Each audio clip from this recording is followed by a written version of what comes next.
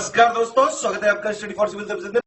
यदि study for civil services के छात्र हैं तो ये वाला टेलीग्राम जरूर ज्वाइन करके रखिए। यूट्यूब चैनल में हमारे साथ है तो भी ये वाला टेलीग्राम ज्वाइन करना बहुत ज्यादा जरूरी है। सारे नोटिफिकेशन, सारे अपडेट, सारे मोस्ट इंपोर्टेंट पिक्स, सारा रिवीजन सब कुछ यहाँ पे बताया जाता है। नमस्कार दोस्तों, स्वागत है आपका स्टडी फॉर सिविल सर्विसेज में। ये एक क्विक वीडियो है, इसमें फंडामेंटल राइट का पूरा रिवीजन करेंगे। जो मोस्ट इंपोर्टेंट फैक्ट आते हैं यूपीएससी, स्टेट, पीसीएस या किसी भी एग्जाम में फंडामेंटल राइट से रिलेटेड, वो सारे इसमें हम बताएंगे आपको। 6th एडिशन का बाकी डिटेल्ड वीडियो के लिए आप हमारी प्लेलिस्ट जो है रेफर कर सकते हैं। 6th एडिशन हम फिर से चालू करेंगे, अभी 5th एडिशन वाला है प्लस डिटेल्ड पीडीएफ जो वीडियोज हैं उसमें, ठीक है। 6th एडिशन का फिर से चालू करेंगे। फंडामेंटल राइट की बात करें अगर आप, तो fundamental right originally Indian constitution में कितने थे? 7 थे। 7 थे, एक को हटा दिया गया था। वो कौन सा था? वो था राइट टू प्रॉपर्टी। उसको 44वां जो संशोधन हुआ था 1978 में, उसके से हटा दिया गया था। तो अभी राइट टू प्रॉपर्टी क्या है? अभी राइट टू प्रॉपर्टी एक लीगल राइट है, ठीक है। लीगल राइट है 301 के तहत, आर्टिकल 301 के तहत। पार्ट ये किसमें है? 12 नंबर पे है ये, ठीक है। देखिए हिंदी इंग्लिश मत करिएगा, सब कुछ हिंदी इंग्लिश दोनों में बाइलिंगुअल मैं दे रहा हूं यहाँ पे, ठीक है। अभी ये एक इंपॉर्टेंट चीज हो गई। तो इस समय कितने बचे हमारे पास राइट फंडामेंटल? 6 राइट बचे हैं सिर्फ। एक हो गया राइट टू इक्वालिटी, ये देखिए इसमें लिखा हुआ है समता का अधिकार, सब आगे हिंदी में लिखा हुआ है। राइट टू इक्वालिटी आर्टिकल 14 से 18, राइट टू फ्रीडम आपका 19 से 22 हो गया। राइट अगेंस्ट एक्सप्लॉयटेशन 23-24 हो गया। फ्रीडम ऑफ रिलीजन वाला 25 से 28, और कल्चरल और एजुकेशन राइट जो हो गया 29 से 30 हो गए। राइट टू प्रॉपर्टी जो है अब ये हट गया है, ठीक है। अब इसको हटा दिया गया। आर्टिकल 31 में था पहले, अब ये 301 के तहत है, ठीक है। अब सिर्फ 6 बचे हुए हैं। और लास्ट में इन सारे राइट को क्लेम करने का भी एक फंडामेंटल राइट है, राइट टू कॉन्स्टिट्यूशनल रेमेडीज। मतलब आपका अगर कोई भी फंडामेंटल राइट ऊपर में से 5 का वायलेट होता है तो आप डायरेक्टली सुप्रीम कोर्ट जा सकते हैं। इन सारे राइट को इन्फोर्स कराने के लिए हाई कोर्ट भी जाया जा सकता है और सुप्रीम कोर्ट भी जाया जा सकता है, रिट इशू होता है। चलिए और इसमें आगे देखते हैं। इसमें सिर्फ इसमें मेन फैक्ट बता रहा हूं मैं। और ये अभी जो है ये पॉलिटी लिस्टिंग का पार्ट है, ये आपको मिलेगा। सब कुछ हमने बाइलिंगुअल किया है इसमें, ठीक है। अभी देखिए ये सबसे पहला वाला राइट कौन सा है? ये है राइट टू इक्वलिटी। ये बीच बीच में मैंने इंफॉर्मेशन दी है, एक फिलर्स टाइप की है, ये काफी इंपॉर्टेंट है, कई बार एग्जाम में पूछे गए इसलिए दी है। देखिए आर्टिकल, मैं आपको सिर्फ मेन चीजें बता रहा हूं। आर्टिकल 14 का क्या मतलब है? अनुच्छेद 14 क्या है कि भैया ये इक्वलिटी बिफोर और इक्वल प्रोटेक्शन ऑफ लॉ। अभी सिर्फ इतना समझिए, डिटेल्ड वाला जो है वीडियो आप देख सकते हैं लिस्ट से, या फिर 6th एडिशन वाले से हम लोग चालू करेंगे। तो विधि के समक्ष समता और विधियों का समान संरक्षण। तो 14 आर्टिकल क्या है कि सभी लोग लॉ के लिए बराबर है, सिंपल बात ये, ठीक है। सभी लोग लॉ के लिए बराबर है, वही है 14 आर्टिकल। 15 वाला आर्टिकल क्या है कि भैया किसी के साथ भी भेदभाव नहीं होगा, ठीक है। प्रोहिबिशन है ये डिस्क्रिमिनेशन का, किस किस ग्राउंड पे? रिलीजन, रेस, कास्ट, सेक्स और प्लेस ऑफ बर्थ पे, ठीक है। ये अनुच्छेद 15 में लिखा हुआ है कि धर्म, मूल, वंश, लिंग और जन्म स्थान के आधार पर विभेद का प्रतिषेध है। अच्छा एक चीज और है, फंडामेंटल राइट जितने भी हैं सब में कुछ कुछ एक्सेप्शन जरूर है, ऐसा नहीं कि एब्सोल्यूट नहीं होते हैं ये, ठीक है। इसमें एक्सेप्शन होते हैं, डिटेल में हम लोग देखेंगे, अभी बस इतना समझिए। 14 वाला क्या है कि न्याय के समक्ष जो है समता है सबकी, और 15 वाला क्या है कि भैया किसी के साथ भेदभाव नहीं होगा। 16 वाला क्या है कि जो पब्लिक एम्प्लॉयमेंट होता है, जो सरकारी नौकरी होती है, उसमें किसी के साथ जो है दुर्व्यवहार नहीं करी जाएगी, सबको इक्वलिटी ऑफ अपॉर्चुनिटी मिलेगी, ठीक है। हालांकि सब में एक्सेप्शन है। तो 16 वाला क्या कहता है? लोक नियोजन के विषय में अवसर की समता। 17 वाला क्या है कि अनटचेबिलिटी जो है अबॉलिश कर दी जाएगी और इसका प्रैक्टिस नहीं होगा, ठीक है। 18 वाला क्या है कि कोई भी अपना आर्टिकल नहीं लगा सकता है, राय बहादुर और ये बहादुर वो बहादुर, पहले बहुत लोग लगाते थे, अब ये सब बंद कर दिया गया है, ठीक है। जो भी इसमें अगर जो ये जैसे जो बहुत इंपॉर्टेंट जो प्राइज है, भारत रत्न, पद्मश्री, पद्म विभूषण, ये सब, ये भी कोई सफिक्स और प्रीफिक्स में नहीं लगाया जा सकता है, ये सुप्रीम कोर्ट की रूलिंग है। तो समझ गया? 15, 16 जो है 17, 18 समझ गया ना? 14, 15, 16, 17, 18, ठीक है। 12 जो होता है स्टेट होता है, स्टेट को डिफाइन करता है। कोई भी पब्लिक अथॉरिटी, चाहे वो इंडिया की हो, चाहे स्टेट की हो, चाहे वो जो है आपकी लोकल हो, इवन प्राइवेट तक, सुप्रीम कोर्ट ने बोला इवन प्राइवेट तक, ठीक है। और ये 13 वाला ये दूसरा है, और ये 14 क्या है कि न्याय के समक्ष समता हो गए। 15 भैया कोई जो है भेदभाव नहीं किया जाएगा रिलीजन और इन सब के आधार पर। 16 क्या है कि भैया जो सरकारी नौकरी उसमें भी इक्वलिटी रहेगी, एबोलिशन हो जाएगा 17 से, और 18 में जो है टाइटल वाइटल नहीं लगाएंगे। ये बीच बीच में मैंने कुछ फिलर डाले हैं। देखिए कौन से ऐसे फंडामेंटल राइट हैं, अगर आपसे ये पूछ लिया जाए कि कौन से ऐसे फंडामेंटल राइट जो कि अगर जो है नेशनल इमरजेंसी लग जाए तो कौन कौन से फंडामेंटल राइट को सस्पेंड किया जा सकता है, वो है आर्टिकल 20 और 21। रट लेना भैया, ये एक्सेप्शन है, बार बार आता है। 20 और 21 के अलावा बाकी सारे राइट को सस्पेंड किया जा सकता है, 20 और 21 को नहीं किया जा सकता है, ठीक है। ये अगर नेशनल इमरजेंसी लगेगी तो आप देख सकते हैं यहाँ पे कि 20 और 21 को यहां पे सस्पेंड नहीं करेंगे, बाकी सबको कर सकते हैं। और जो आर्टिकल 19 वाला राइट है, जो आर्टिकल 19 के अंदर 6 राइट मिले हुए हैं हमको, वो सस्पेंड हो सकते हैं। वो भी कब हो सकते हैं? सिर्फ वॉर या एक्सटर्नल एग्रेशन हो, मतलब किसी से युद्ध हो जाए, तभी आर्टिकल 19 वाला जो है ये फंडामेंटल राइट है, उसके अंडर में जो 6 फ्रीडम को मिली हुई है वो यहाँ पे सस्पेंड हो सकती है। समझ रहे बात ना? नेशनल इमरजेंसी में बाकी सारे फंडामेंटल राइट आपके हो सकते हैं सस्पेंड, लेकिन वो 20 और 21 नहीं होगा, ध्यान रखना ये। और जो आर्टिकल 19 वाला है, अगर कोई युद्ध हो जाए तभी बस ये वाला सस्पेंड किया जा सकता है। अपने राइट को जरूर पहचानिए, ड्यूटी भी पहचानिए, सब लोग अपनी अपनी ड्यूटी भी करिए और अपने हक की लड़ाई भी करिए। अब देखो ये क्या है, ये फिलर ये क्या है भैया, ये क्वेश्चन आ चुका है। राइट टू वोट एक कॉन्स्टिट्यूशनल राइट है, यूपीएससी ने अपनी ऑफिशियल की में माना है, साफ बात। अब आपको मानना हो मानो, वरना जो है आप गलत करके आओ एग्जाम में। फ्रीडम ऑफ प्रेस ये आर्टिकल 19 के क्लॉज 1 में ए के तहत आता है। राइट टू इंफॉर्मेशन भी एक आपका फंडामेंटल राइट है, ध्यान रखिएगा, 19 के क्लॉज 1 में। 1976 में राजनारायण वर्सेस जो केस हुआ था उत्तर प्रदेश का, सुप्रीम कोर्ट ने रूल किया था कि right to information fundamental right है आर्टिकल 19 के तहत, ठीक है। तो पहला राइट खत्म हो गया आपका, राइट टू इक्वालिटी। दूसरा क्या है? राइट टू फ्रीडम, ये 19 से 22 तक है, स्वतंत्रता का अधिकार। पहले समता लाई जाएगी, फिर स्वतंत्रता दी जाएगी। इसमें क्या क्या है? एक आर्टिकल 19 है, इसमें आपको जो है 6 फ्रीडम दी गई हैं, 6 तरीके के आपके पास अधिकार है, 6 अधिकारों की सुरक्षा है। वाक एवं अभिव्यक्ति यानी कि स्पीच और एक्सप्रेशन, ठीक है। और सम्मेलन यानी असेंबली हो गया, आपका एसोसिएशन मतलब संघ हो गया, मतलब आप एसोसिएशन बना सकते हैं। मूवमेंट यानी कि संरक्षण हो गया, संचरण हो गया। और रेसिडेंस की और प्रोफेशन की, ठीक। इसमें भी पहले एक प्रॉपर्टी वाला था, वो हटा दिया गया, ध्यान रखना। वो कौन से अमेंडमेंट से हटाया गया अभी बताया मैंने, ठीक है। तो ये हो गया 19 वाला आपका। फिर 20 वाले में क्या है कि आपको कन्विक्शन, बस एक एक वर्ड याद रखो, पूरा याद करने की जरूरत नहीं है। कन्विक्शन अगर आ जाए तो भैया आर्टिकल 20 है, साफ बात, समझ रहे हो। कन्विक्शन मतलब आर्टिकल 20। आर्टिकल 21 तो जो है सबको पता होता है, सुप्रीम कोर्ट बार बार जो है इसमें नई नई चीजें जोड़ता रहता है, चाहे वो राइट टू प्राइवेसी को जोड़ दिया गया हो, खाने का अधिकार, स्वच्छ हवा का अधिकार। ये 21 आर्टिकल ऐसा है, इतना ज्यादा इसको एक्सप्लोर किया है सुप्रीम कोर्ट ने, और अभी भी इसमें कई सारा इसको बचा हुआ है। मतलब आप ये समझिए, जो कई बार सोशल एक्टिविस्ट होते हैं उनको कोई और चीज नहीं मिलती है, तो ये वाली चीज तो यहाँ पे है ही, राइट, क्योंकि प्रोटेक्शन ऑफ लाइफ और पर्सनल लिबर्टी। अब जीने का अधिकार अगर आप जहां पे आ जाए तो वहां पे तो सारी चीजें हैं, बहुत इंपॉर्टेंट आर्टिकल है, ध्यान रखिएगा। Right to elementary education 21A है ये, ठीक है। ये 21A लिखा हुआ है यहाँ पे, प्रारंभिक शिक्षा अधिकार। अभी जो न्यू एजुकेशन पॉलिसी आई है, इसमें जो है स्कीम ही बदल दी गई है। वैसे क्या था आपका, वैसे तो यही था कि भैया 6 से 14 साल तक के जितने भी बच्चे हैं उनको फ्री और कंपलसरी एजुकेशन मिलेगी। ये क्या है? ये उनका फंडामेंटल राइट है। और 0 से 6 साल तक वाला किसके अंडर आएगा? डीपीएसपी के, ठीक है, directive principle of state policy के। लेकिन अब क्या हो गया है? अब तो खेला दूसरा हो गया। अब तो ये अगर आप देखेंगे तो 3 से 18 साल तक के बच्चों के लिए होगा, क्योंकि न्यू एजुकेशन पॉलिसी में ये सब चीजें दी हुई हैं। अब देखिए, right to elementary education 21A, इसको कब इंसर्ट किया गया था ये ध्यान रखना। 86 अमेंडमेंट हुआ था, 86वां अमेंडमेंट हुआ था 2002 में, उसके तहत जोड़ा गया था ये आर्टिकल 21A, ध्यान रखना, ठीक है। उसके बाद अगर आप देखेंगे right to education, right to education इसका क्या पूरा नाम है? Right of children to free and compulsory education 2009, ये 2009 का एक्ट है। और फाइनली इसको यहाँ पे इंप्लीमेंट कब किया गया, ये आप देख सकते हैं, यहाँ पे लिखा हुआ आर्टिकल 21। और ये राइट टू एजुकेशन ये इन्फोर्स कब किया गया, इफेक्टिव कब हुआ? ये 1 अप्रैल 2010 को, ध्यान रखिएगा ये चीज, ठीक है। तो ये हम लोगों ने देख लिया पूरा राइट टू फ्रीडम हो गया ये, ठीक। अब इसमें ये ध्यान रखिएगा 19 वाला वही सब हो गया, 6 जो राइट अभी हमने डिस्कस किए हैं। 20 वाला कन्विक्शन से रिलेटेड। एक चीज यहाँ पे ऑब्जर्वेशन है, हालांकि इसकी कोई ट्रिक नहीं मिल रही है। कन्विक्शन जो शब्द है उसमें आप देखेंगे तो 10 यहाँ पे अल्फाबेट है, ठीक है। और ये जो आर्टिकल 20 है इसमें 20 है, तो 10 × 2, समझ रहे हो बात। तो ऐसे कुछ करके ट्रिक बना लो आप, मतलब अपराध के दोष सिद्ध के लिए डबल मेहनत लगती है, दुगनी मेहनत लगती है। इस तरह से एक ट्रिक हो सकती है। तो 20 एक याद रहेगा। देखिए, इसमें और डिटेंशन में हमेशा जो है कंफ्यूजन रहता है। डिटेंशन वाला फिर कौन सा हो जाएगा? 22 वाला, ठीक है। बाकी हमने देख ही लिया, right to life and personal, ये protection of life and personal liberty 21 हो गया। एलिमेंट्री एजुकेशन 21A हो गया। 22 वाला कौन सा हो गया?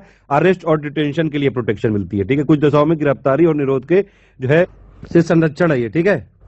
तीसरा वाला हमारा फंडामेंटल राइट कौन सा है? राइट अगेंस्ट एक्सप्लॉयटेशन, यानी कि शोषण के विरुद्ध अधिकार। ये 23 और 24 है, ध्यान रखना। 23 वाला किससे रिलेटेड है कि भैया ट्रैफिकिंग नहीं होगी ह्यूमन बीइंग में, और फोर्स लेबर नहीं होगा, ठीक है। तो उसके लिए प्रोहिबिशन है ये।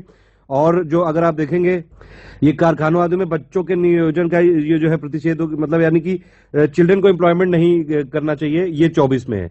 तो 23 वाला किससे रिलेटेड है? ट्रैफिकिंग और फोर्स लेबर से, ठीक है। 23 वाला किससे रिलेटेड है? ट्रैफिकिंग और फोर्स लेबर से। 24 वाला किससे रिलेटेड है? चाइल्ड लेबर से, ठीक है। फिर हम देखते हैं चौथा वाला फंडामेंटल राइट, इसमें कौन कौन से, इसमें कितने हैं? इसमें आपका 25, 26, 27, 28 है, 4 इसमें आपको दिए गए सब पार्ट है इसमें। ये क्या है? Right to freedom of religion, धर्म की स्वतंत्रता का अधिकार, ठीक है। पहला वाला इसमें से कौन सा है? 25 नंबर का हो गया। ये क्या है? फ्रीडम ऑफ कॉन्साइंस और फ्री प्रोपेशन का है, ठीक है। आप जो है रिलीजन को अपने प्रोपेगेट कर सकते हैं, यानी कि आपका धर्म के आबाद रूप से मानने, आचरण और प्रचार करने की स्वतंत्रता किसमें दी गई है? 25 वाले आर्टिकल में दी गई है। और freedom to manage religious affairs ये किसमें दी गई है? 26 वाले में। 26 वाले में मैनेज कर सकते हो आप, यानी कि धार्मिक कार्यों के प्रबंध की स्वतंत्रता किसमें है? 26 वाले में। अच्छा, एक चीज और है कि अगर आप ये 27 में चलेंगे तो भैया आपको फ्रीडम है ये किस चीज के लिए कि अगर आप अपने रिलीजन को प्रमोट कर रहे हैं तो टैक्स पेमेंट से आपको यहाँ पे फ्रीडम है, यानी कि किसी धर्म की अभिवृद्धि के लिए करों के संदाय के बारे में स्वतंत्रता। ये किसमें आएगी? 27। 27 मतलब कि आपको टैक्स नहीं देना है, फ्रीडम के लिए जो है आपको ये अपने धर्म के प्रचार प्रसार के लिए टैक्स नहीं देना है। किसमें? 27 में है। टैक्स नहीं देना है किसमें? 27 में। 28 वाला क्या है कि भैया आपको फ्रीडम है किस चीज की कि अगर कोई ऐसा एजुकेशनल इंस्टीट्यूट है जहां पे कोई ऐसा रिलीजियस अगर इंस्ट्रक्शन दिया जाएगा, मान लीजिए एक कोई जो है अगर आपका एक्स धर्म का कोई स्कूल है और उसमें कुछ वाई धर्म और जेड धर्म वाले भी लोग पढ़ते हैं, ठीक है, तो उसमें अगर एक्स धर्म वालों का कोई जो है फंक्शन हो रहा है, उन्होंने ऐसा कंपलसरी नहीं कर सकते हैं वाई और जेड के लिए, वो चीज है। तो किससे आजादी है यहाँ पे? किस चीज की स्वतंत्रता है कि कुछ शिक्षा संस्थानों में धार्मिक शिक्षा या धार्मिक उपासना में उपस्थित होने के बारे में स्वतंत्रता दी गई है। किसमें दी गई? 28 में। तो धर्म से रिलेटेड कितने हो गए? 25, 26, 27, 28, ध्यान रखना ये। और ये जो 29, 30 है ये किससे? माइनॉरिटी से रिलेटेड है। तो पांचवा वाला हमारा फंडामेंटल राइट कौन सा हो गया? कल्चरल और एजुकेशन राइट, यानी कि संस्कृति और शिक्षा संबंधी अधिकार, 29 और 30, ठीक है। 29 वाला क्या है कि जो अल्पसंख्यक है उनकी भाषा, लिपि और संस्कृति की सुरक्षा। समझ रहे हो ना आप? ये जो अभी हमने देखे थे 25, 26, 27, 28 वो किसी भी धर्म के लिए हैं, लेकिन ये जो 29, 30 है ये माइनॉरिटी के लिए है, ध्यान रखिएगा, ठीक है। अच्छा, एक बात बताइए, कोई क्वेश्चन जल्दी से। फंडामेंटल राइट जो हमने यहां से लिए हैं अपने कॉन्स्टिट्यूशन में, किस देश से लिए हैं? ये बोरोड फीचर है, ये कौन से देश का? फिर 29 हो गया आपका। 30 क्या हो गया? Right to minorities, right of minorities to establish and administer educational institution, यानी कि शिक्षा संस्थानों की स्थापना और प्रशासन करने का अल्पसंख्यक वर्गों का अधिकार है।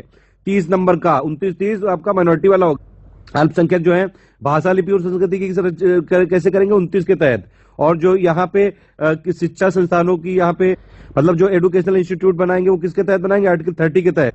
ये वाला जो राइट है ये बड़ा इंपॉर्टेंट है। इसके बाद एक 31 था, लेकिन वो तो राइट टू प्रॉपर्टी था, उसको तो हटा दिया गया। अभी मैंने बताया था आपको, राइट टू प्रॉपर्टी को हटा दिया गया। अब वो 44th कॉन्स्टिट्यूशनल अमेंडमेंट 1970 एक्ट के तहत अब वो 300A आर्टिकल में आता है, पार्ट 12 में। ध्यान रखिएगा भैया जी, बहनी जी। नेक्स्ट, ये बहुत ही ज्यादा जरूरी है, मतलब आपके पास जो फंडामेंटल राइट है उनकी कॉन्स्टिट्यूशनल रिमेडी के लिए होता है ये राइट, उनको इंश्योर कराने के लिए होता है राइट।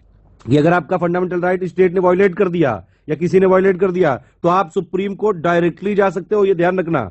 यही है आर्टिकल 32। इसका मतलब क्या है? Right to move the Supreme Court for the enforcement of fundamental right. Supreme Court क्या जारी करेगा? 6 रिट जारी कर सकता है यहाँ पे।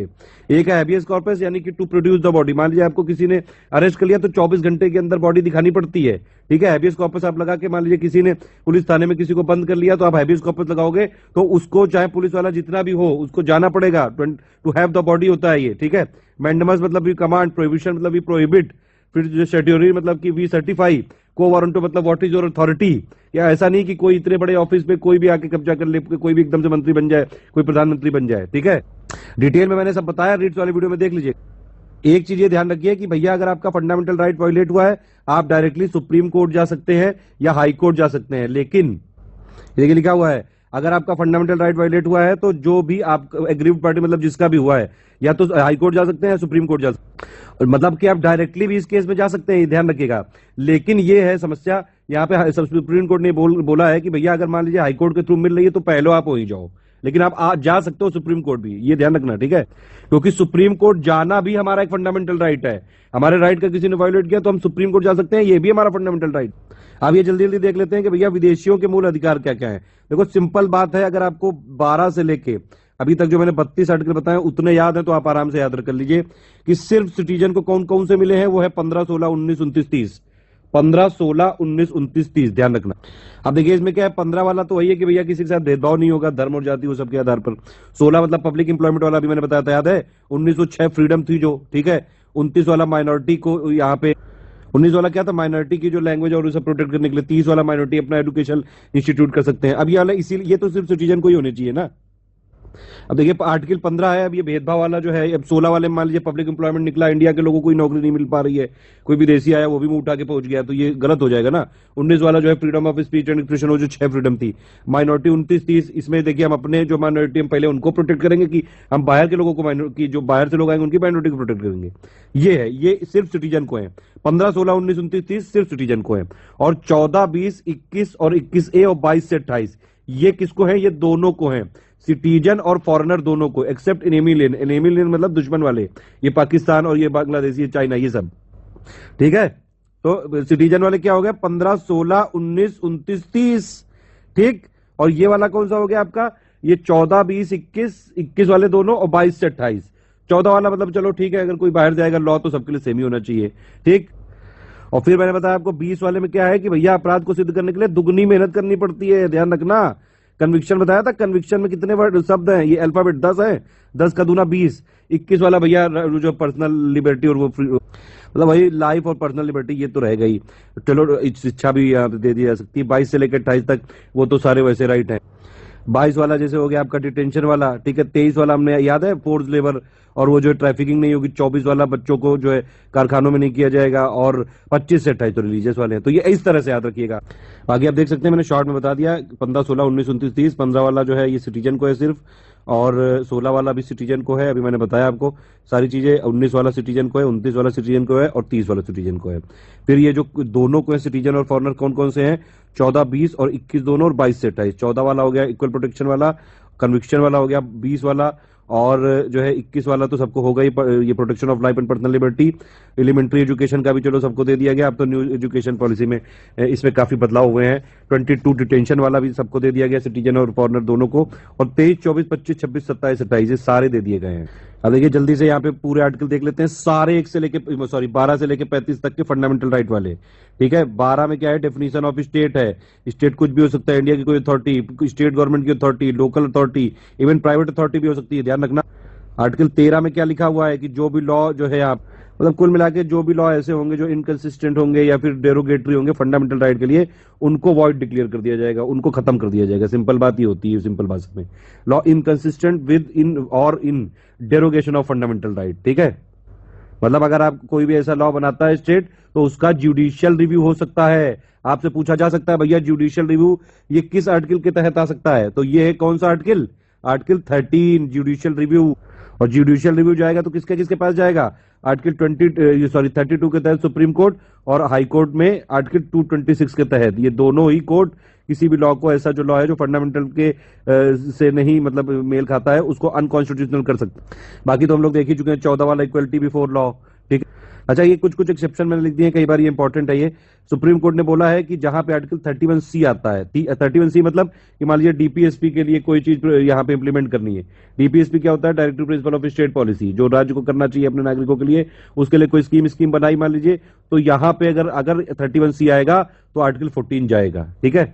फिर आर्टिकल 15 वाला है कि भैया कोई भी भेदभाव नहीं हो सकता है रिलीजन, रेस, कास्ट, सेक्स और प्लेस ऑफ बर्थ के आधार पर, लेकिन एक्सेप्शन तो होते ही, जैसे ओबीसी वाला उनको 27% और प्लस वो सब जो चीजें हैं।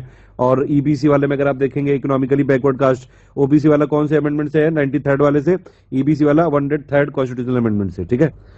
फिर अगर आप देखेंगे 16 वाला क्या है, 16 मतलब एक्सेप्शन तो हर जगह डिटेल में हम लोग आगे देखेंगे। 16 में ये इक्वलिटी ऑफ अपॉर्चुनिटी है। 17 में मैंने बताया था अनटचेबिलिटी है। अच्छा एक चीज ध्यान रखिएगा, अनटचेबिलिटी को कहीं भी कॉन्स्टिट्यूशन और एक्ट में कहीं भी डिफाइन नहीं किया गया है। एक्ट जो एक वो प्रोटेक्शन ऑफ सिविल लिबर्टी वाला एक्ट है, कहीं भी अनटचेबिलिटी को डिफाइन नहीं किया गया है। एबोलिशन ऑफ टाइटल 18 वाला है। 19 वाला मैंने बताया था आपको 6 टाइप की फ्रीडम याद है, पहले इसमें 7 थी, फिर वो 44 अमेंडमेंट आया 98 वाला, और उसको जो 78 वाला हटा दिया गया, उसमें जो राइट टू प्रॉपर्टी। अब क्या है वो 300A के तहत वो क्या है, एक लीगल राइट है, ध्यान रखना, पार्ट 12 में है ये, ठीक है। उसके बाद अगर आप देखेंगे कन्विक्शन वाला मैंने बताया 20, फिर ये 21 वाला ये लाइफ और पर्सनल लिबर्टी, देखिए बाकी ये सब मैं बता चुका हूं आपको अभी। अब देखिए फंडामेंटल राइट को जो है इस लिमिटेड कौन करते हैं, लिमिट कौन करते हैं, मतलब इस पे जो है किसी तरह से रिस्ट्रिक्शन कौन लगाते हैं। एक 31A, 31B और 31C। 31D को तो खत्म ही कर दिया गया है। 31A का क्या कहता है, भैया कोई एक्विजिशन करना है, कुछ संपदा ग्रहण करनी, लैंड वैंड एक्विजिशन करना है, तो वो वाले लॉ इसमें डाल दिए जाते हैं 31A में। 31B आपने सुना ही होगा 9 शेड्यूल में डाल दिए जाते हैं। कोई भी कुछ एक्ट है, अगर उनको जो है अलग रखना होता है कि किसी तरह कोई कोर्ट कुकू ना करे, तो वो आपको 9 शेड्यूल में कर देते हैं। हालांकि उस पर भी हो सकता है, ठीक है। और 31C वाला क्या है कि कोई डीपीएसपी अगर उससे रिलेटेड कोई स्कीम या लॉ बनाना होता है तो 31C में कर देते हैं। ये 3 और ध्यान रखिएगा। देखिए 33 वाला क्या है कि फंडामेंटल राइट कई तरह से यहाँ पे रिस्ट्रिक्टेड होते हैं। जो भी ये फोर्सेज वाले लोग हैं, arm forces, paramilitary, police forces, intelligence agency और ये सब इनके रिस्ट्रिक्टेड होते हैं। तो आपके जो फोर्सेज वाले कौन से, अगर उनके कोई फंडामेंटल राइट यहाँ पे लिमिटेड किए जा रहे हैं तो 33 वाला हो गया फोर्स वाला। 34 मतलब मार्शियल लॉ, मार्शियल लॉ तक लगा होता है नहीं, तो इसलिए कुछ पता नहीं है। 35 मतलब कि भैया इसको बनाएगा कौन फंडामेंटल राइट को, अगर कोई भी चीज यहाँ पे करनी है। मतलब ज्यादातर तो वैसे ही अपने आप इन्फोर्सेबल है। मान लीजिए कोई ऐसा है कि उसको इन्फोर्स करना पड़े तो सिर्फ पार्लियामेंट कर सकती है, ध्यान रखना, स्टेट लेजिस्लेचर नहीं कर सकते हैं, क्योंकि यूनिफॉर्मिटी लानी है पूरे इंडिया। ये कुछ और इंपॉर्टेंट फैक्ट है, जैसे फंडामेंटल राइट जो है वो निगेटिव होते हैं क्योंकि स्टेट पर रिस्ट्रिक्शन लगाते हैं, सिंपल बात है। और डीपीएस भी पॉजिटिव होते हैं क्योंकि स्टेट से बोलते हैं भैया करो, काम करो यार, काम करो, इंप्लीमेंट करो उसको। फिर ये फंडामेंटल राइट भैया क्या है, ये जस्टिसेबल, मतलब आप कोर्ट जा सकते हो अगर इनको वायलेट कर दिया जाए। डीपीएसपी में ऐसा कुछ नहीं है। डीपीएसपी में जो लिखा है ये नहीं कि आप जो है उसको ये इंप्लीमेंट कराने के लिए मुंह उठा के तुरंत कोर्ट में चलेगा। ये इंपॉर्टेंट चीज है। पॉलिटिकल डेमोक्रेसी कौन इंश्योर करता है, फंडामेंटल राइट। और सोशल और इकोनॉमिक डेमोक्रेसी कौन इंश्योर करता है, डीपीएसपी। ये आ चुका है क्वेश्चन, ध्यान रखना। लीगल सैंक्शन है ये फंडामेंटल राइट के, और ये डीपीएसपी के मोरल और पॉलिटिकल के भैया करना चाहिए। फिर ये क्या फंडामेंटल राइट जो है वेलफेयर को प्रमोट करते हैं, इंडिविजुअल का, और ये क्या करते हैं, ये कम्युनिटी का करते हैं डीपीएसपी, ठीक है। फंडामेंटल के लिए तो ऑलरेडी वो जो है वो उसके लिए कोई लॉ नहीं चाहिए होता है ज्यादातर के लिए, लेकिन डीपीएसपी को इंप्लीमेंट करने के लिए लॉ चाहिए होता है, ठीक है, ऑटोमेटिकली इन्फोर्स नहीं होता है। Most important articles of Indian constitution, यानी कि संविधान के सबसे जरूरी अनुच्छेद देखेंगे। सबसे पहली बात तो 1 से लेकर 51 तक आपको रटे होने चाहिए, और उसके अलावा भी कुछ इंपॉर्टेंट वाले पता होने चाहिए। सारे इंपॉर्टेंट वाले देखेंगे, पूरे तो नहीं याद रखे जा सकते हैं, लेकिन मोस्ट इंपॉर्टेंट वाले जरूर याद रखे जा सकते हैं। जैसे पहला वाला क्या है, पहले वाले आर्टिकल में name and territory of union, ठीक है, यानी कि संघ का नाम और राज्य क्षेत्र। आर्टिकल 2 और आर्टिकल 3 में क्या डिफरेंस है? आर्टिकल 2 का मतलब है कि अगर इंडियन टेरिटरी से बाहर का कोई जो है एरिया उसको एक्वायर करके इंडिया का राज्य बन जाता है तो आर्टिकल आएगा 2, और इंडिया के अंदर ही जितने स्टेट है उन्हीं में कुछ एडजस्टमेंट कर दिया, 2 स्टेट को मिला के नया बना दिया, एक स्टेट से 2 टुकड़े कर दिए, किसी का नाम बदल दिया, वो सब आएगा आर्टिकल 3 में। ये एक इंपॉर्टेंट बात है। तो इसमें लिखा हुआ है ना एडमिशन और एस्टेब्लिशमेंट ऑफ न्यू स्टेट, ये सब आर्टिकल 2 में आएगा। 2A में वही सिक्किम है, इसमें रिपील कर दिया गया। हालांकि ये 3 में क्या है, नए राज्यों का नाम और वर्तमान राज्य और पुराने राज्यों के क्षेत्रफल, सीमा व नाम परिवर्तन। 2 और 3 में समझ में आ गया ना डिफरेंस। 4 में क्या है, हमने देखा था ना ये शेड्यूल्स ऑफ इंडियन कॉन्स्टिट्यूशन। तो अब कोई भी चीज अगर 2-3 में होगी तो वो सब इसमें अमेंडमेंट किया जाएगा, 1st और 4th वाले शेड्यूल में कर दिया जाएगा। मतलब कोई भी राज्य अगर या तो बाहर से आया या फिर अंदर ही से तोड़ के बनाया गया तो वो सब शेड्यूल 1 और शेड्यूल 4 में वहां पे उसके रिफ्लेक्शन में क्या यहाँ पे आपको करने हैं अमेंडमेंट, वो सारे कर दिए जाए। क्योंकि शेड्यूल में हमने देखा था ना पूरा कि 1 में क्या है, पूरा नेम और टेरिटरी है पूरे जितने भी हैं, और शेड्यूल 4 में क्या था, जल्दी से कमेंट करके बता, राज्यसभा की सीटों का एलोकेशन था कि नहीं था। चलिए फिर आगे चलते हैं। इसमें आर्टिकल 5 क्या कहता है, आप ये बात करता है citizenship at the commencement of constitution, मतलब संविधान के प्रारंभ में नागरिकता के बारे में बात करता है। इतने इंपॉर्टेंट नहीं है ये वाले, लेकिन एक बार फिर भी देख लीजिए। 1 से 51 तक वाले एक बार आपको पता होने चाहिए, एक बार मतलब उससे रिलेटेड चीजें जरूर पता होनी चाहिए, ठीक है। ये देखिए आर्टिकल 6 में उन सिटीजन की बात की गई जो इंडिया से माइग्रेट होकर पाकिस्तान चले गए हैं। 7 में उनकी बात करी गई है जो पाकिस्तान के माइग्रेंट हैं। फिर 8 वाले में उन सिटीजन की बात करी गई है कि जो भारत से बाहर रहने वाले भारतीय मूल के कुछ व्यक्ति हैं उनके नागरिकता के अधिकार कैसे होंगे। फिर ये यहाँ पे रिनाउंसिएशन की बात करी गई कि विदेशी राज्य की नागरिकता अगर कोई लेगा तो स्वेच्छा से अर्जित करने वाले व्यक्तियों का नागरिक ना होना, ठीक। मतलब अगर आप किसी दूसरे जो है देश के लोग हैं तो फिर यहाँ पे नहीं रह सकते, सिंपल बात ये। इंडिया में सिंगल सिटीजन कॉन्सेप्ट है, एक ही, अगर आप किसी दूसरे देश के नागरिक हो तो हमारे देश में नहीं रह सकते, सिंपल है ये बात। 10 वाला क्या है, नागरिकता के अधिकारों का बने रहना, ठीक है। और 10वां वाला ये है कि संसद द्वारा नागरिकता के अधिकार का विधि द्वारा नियमन किया जाना, ठीक। तो ये पार्लियामेंट रेगुलेट करेगी राइट ऑफ सिटीजनशिप, ठीक है। अच्छा सिटीजनशिप की बात चलिए, देखिए डिटेल वाला वीडियो मैं डाल चुका हूं, बस यहाँ पे मैं मेन बातें बता रहा हूं। एक्विजिशन सिटीजनशिप की कैसे कर सकते हैं, 5 स्टेप से, 5 तरीके से भारत की नागरिकता हासिल करी जा सकती है। बर्थ, डिसेंट, रजिस्ट्रेशन, नेचुरलाइजेशन और इनकॉर्पोरेशन ऑफ टेरिटरी। और भारत की नागरिकता जो है कैसे जो है लॉस हो जाती है, कैसे छीनी जा सकती है या फिर कैसे गंवाई जा सकती है, रिनाउंसिएशन से, टर्मिनेशन से और डिप्रीवेशन। फिर ये वाला तो हम जानते हैं, 12th वाला मैंने अलग से एक लिस्टिंग का वीडियो ही दिया है आपको। 12th वाले में डेफिनेशन ऑफ स्टेट है। अच्छा ये बताइए स्टेट में कौन कौन आता है, ये मैं पहले बता चुका हूं। आर्टिकल 13 में क्या है कि जो भी ऐसे लॉ होंगे जो कि फंडामेंटल राइट को करेंगे वॉयलेट, उनको इनकंसिस्टेंट कर दिया जाएगा, उनको नल एंड वॉइड कर दिया जाएगा। आर्टिकल 14 में क्या है, equality before law, equal protection of law. 15 वाला बोला था मैंने, कोई डिस्क्रिमिनेशन नहीं होगा किसी भी तरह का रिलीजन, रेस, कास्ट, सेक्स और प्लेस ऑफ बर्थ पे। 16 वाला क्या है कि पब्लिक इंप्लॉयमेंट में कोई भी जो है आपके साथ पक्षपात नहीं होना चाहिए, इक्वलिटी रहनी चाहिए। हालांकि हर जगह एक्सेप्शन जरूर है, ठीक है। अच्छा एक बात ये बताइए, ईडब्ल्यूएस का जो अमेंडमेंट है वो पहली बात तो कौन सा नंबर का अमेंडमेंट है, और दूसरी बात ईडब्ल्यूएस के अमेंडमेंट ने कौन कौन से आर्टिकल में आखिर बदलाव किया होगा। उसके बाद यह बात करें तो 17 वाला है एबोलिशन ऑफ अनटचेबिलिटी, 18 वाला टाइटल का जो है एबोलिशन है, 19 वाले में 6 तरीके की फ्रीडम है, 20 वाला मैंने बताया था कन्विक्शन में 10 अल्फाबेट है, और जो है ये आर्टिकल है 20, 10 इंटू 2 20, ठीक है। 21 वाला protection of life and personal liberty, ये याद रखिएगा, सुप्रीम कोर्ट बहुत ज्यादा इसको बार बार इंटरप्रेट करता है, ये इंपॉर्टेंट चीज है। 21 वाला राइट टू एलिमेंट्री एजुकेशन है, 6 से 14 साल तक के बच्चों को फंडामेंटल राइट है, उनका मौलिक अधिकार है कि फ्री और कंपलसरी एजुकेशन मिले। लेकिन अभी जो है नेशनल एजुकेशन पॉलिसी आई है 2020 वाली, उसने 6 से 14 वाले को एक्सटेंड करके 3 से 18 कर दिया है। ध्यान रखना, उसमें स्कीम क्या है नई वाली में, 5 3 3 4। अब ये बताइए 5 3 3 4 में एज क्या क्या रहेगी, ठीक है। आगे चलते हैं, इसमें 22 वाला क्या है, डिटेंशन के लिए है, ये ध्यान रखिएगा। मेन बातें बता रहा हूं बस मैं यहाँ पे। 23 में क्या है, ट्रैफिकिंग नहीं होगी और फोर्स लेबर नहीं होगा। 24 बच्चों को एम्प्लॉयमेंट के लिए रोकेगा, ठीक है, तो बच्चों को आप एम्प्लॉय नहीं कर सकते फैक्ट्री में और जगह जगह, ठीक है। 25 में क्या है, 25 से लेकर 28 तक रिलीजियस वाला फ्रीडम। तो 25 में क्या है आपका, 25 में freedom of conscience and free profession, practice and propagation of religion है, ध्यान रखना, मतलब आप अपने धर्म का प्रचार प्रसार कर सकते हो, ठीक है, ये लिखा हुआ है। अंतःकरण की ओर धर्म के अबाध रूप से मानने, आचरण और प्रचार करने की स्वतंत्रता है, ठीक है। 26 में क्या है, freedom to manage religious affairs, धार्मिक कार्यों के प्रबंध की स्वतंत्रता है। 27 में क्या है कि भैया अगर आप अपने धर्म का प्रमोशन कर रहे हो तो आपको टैक्सेस देने की जरूरत नहीं पड़ेगी। तो 27 क्या है, टैक्सेस से रिलेटेड है, ध्यान रखना। किसी धर्म विशेष की अभिवृद्धि के लिए करों के समुदाय के बारे में स्वतंत्रता है यहाँ पे। 28 में क्या है, अटेंडेंस वाला है, ध्यान रखना कि आप जो है रिलीजियस इंस्ट्रक्शन अगर दिए जाते हैं किसी एजुकेशन इंस्टीट्यूट में जो आपके धर्म के खिलाफ है, तो आप जो है उसको चाहो तो रिफ्यूज कर सकते हो। मतलब कि निश्चित शैक्षणिक संस्थानों में धार्मिक निर्देशों अथवा पूजा में उपस्थिति होने की स्वतंत्रता है, चाहो तो प्रेजेंट हो चाहो तो ना हो। फिर इसमें देखिए 29 20 जो 30 है ये माइनॉरिटी वाला है, मैंने पहले बताया था, protection of interest of minority 29 है। 30 वाला है माइनॉरिटी का ये राइट है कि वो कोई भी एजुकेशनल इंस्टीट्यूट को स्टैब्लिश और एडमिनिस्टर कर सकते हैं, वहां पे माइनॉरिटी वाले ही रहेंगे, ये भी एक चीज है। 31 वाले को रिपील कर दिया गया है। 31A इस समय है, ठीक है, कि अगर कोई भी एक्विजिशन किया जाएगा उसके लिए यहाँ पे है ये, ठीक है। कुछ अधिनियमों और ये वाला है संपदाओं आदि के अर्जन के उपबंध करने वाली विधियों की व्यावृत्ति, ठीक है, मतलब एक्विजिशन से संबंधित हो गया। यहाँ पे एक्विजिशन अगर किया जाएगा तो फंडामेंटल राइट को यहाँ पे एक तरह से कंसिडर किया जा सकता है। मतलब यहाँ पे कुछ मिला के अगर एक्विजिशन किया जाएगा तो यहाँ पे फंडामेंटल राइट इतना नहीं लगेगा। 31B में क्या है कि वैलिडेशन ऑफ सर्टेन एक्ट, इतना इंपॉर्टेंट नहीं है। 31C इंपॉर्टेंट है। इसका ये मतलब है कि किसी अगर डायरेक्टिव प्रिंसिपल को जो है इफेक्टिव बनाना है तो उसके लिए जरूरी नहीं कि फंडामेंटल राइट जो है अगर मान लीजिए वायलेट है तो उसको लॉ को आप नल एंड वॉइड डिक्लेयर नहीं कर सकते हैं, ये वाली चीज है। मतलब यहाँ पे डायरेक्टिव प्रिंसिपल को प्रेफरेंस देने की कोशिश करी गई है, ठीक। 32 एक खुद फंडामेंटल राइट है, मतलब कि आपका सुप्रीम कोर्ट जाना ये भी एक फंडामेंटल राइट है।